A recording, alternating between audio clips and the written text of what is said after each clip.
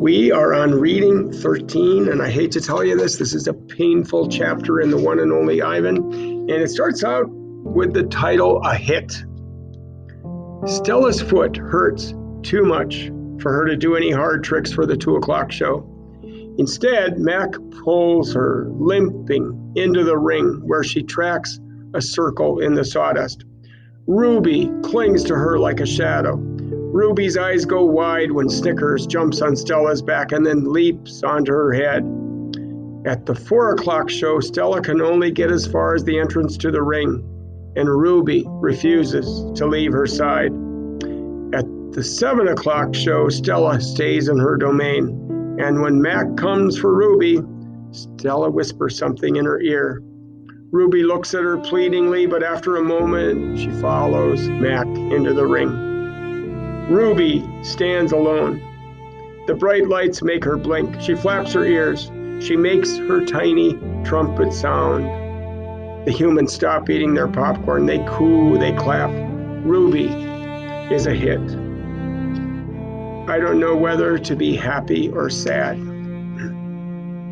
The next chapter is called Worry. When Julia arrives after the show, she brings 3 thick books, 1 pencil, and something she calls magic markers. Here, Ivan, she says, and she slides 2 magic markers and a piece of paper into my domain. I like the rainbow, the sundown colors, red and purple, but I don't feel like coloring. I'm worried about Stella. All evening she's been quiet and she hasn't eaten a bit of her dinner. Julia follows my gaze. Where's Stella anyway? She asks, and she goes off to Stella's gate. Ruby extends her trunk, and Julia pats it. Hi, baby, she says. Is Stella all right? Stella is lying in a pile of dirty hay. Her breath is ragged. Dad, Julia calls. Could you come here a minute? George sets aside his mop. Do you think she's okay, Dad? Julia asks. Look at the way she's breathing. Can we call Mac? I think there's something really wrong. He must know about her. George rubs his chin. He always knows, but a vet costs money, Jules. Please, Julia's eyes are wet. Call him, Dad. George gazes at Stella. He puts his hands on his hips and sighs. He calls Mac. I can't hear all of his words, but I can see George's lips tighten into a grim line. Gorilla expressions and human expressions are a lot alike. Mac says the vet's coming in the morning if Stella's not any better, he tells Julia. He says he's not going to let her die on him, not after all the money he put into her. George strokes Julia's hair. She'll be all right. She's a tough old girl. Julia sits by Stella's domain until it's time to go home. She doesn't do her homework. She doesn't even draw. The next chapter is called The Promise.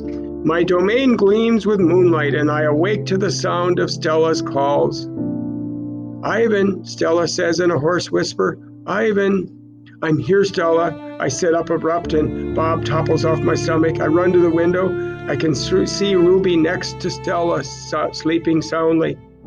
Ivan, I want you to promise me something, Stella says. Anything, I say. I've never asked for a promise before because promises are forever, and forever is an unusually long time, especially when you're in a cage. Domain, I correct. Domain, she agrees. I straighten to my full height. I promise, Stella, I say in a voice like my father's. But you haven't heard what I'm asking yet, she says, and she closes her eyes for a moment.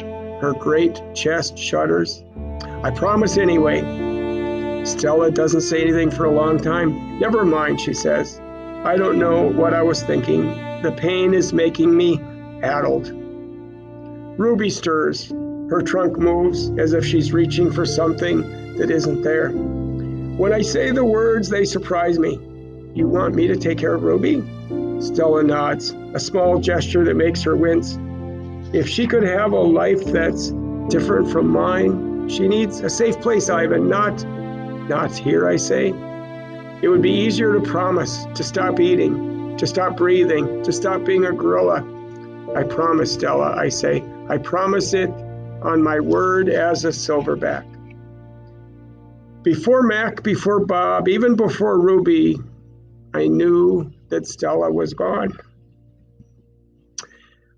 I know it the way you know that summer's over and winter is on its way. I just know. Stella once teased me that elephants are superior because they feel more joy and more grief than apes. Your gorilla hearts are made of ice, Ivan, she'd say, and her eyes glittering. Ours are made of fire. Right now, I would give all the yogurt raisins in the world for a heart made of ice. And Bob heard a rat, a reliable sort, that they tossed Stella's body into a garbage truck. It took 5 men and a forklift. That's it.